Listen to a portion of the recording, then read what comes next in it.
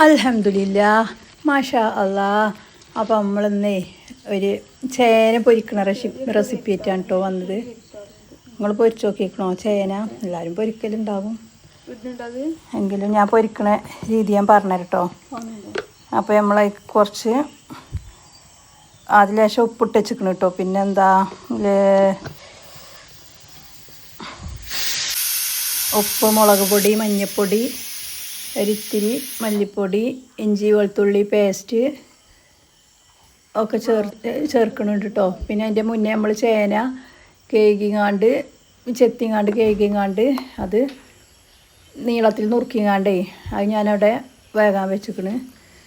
പിന്നെ ലേശം സുറുക്ക, ഒരിത്തിരി അരിപ്പൊടി ഒക്കെ പാടെ കൂട്ടിങ്ങാണ്ട് കുഴച്ചുങ്ങാണ്ടാണ് കേട്ടോ ഞാൻ ചേന കായം കൂട്ടാൻ വെക്കണത്. അപ്പം നല്ലോണം മിക്സാക്കുക.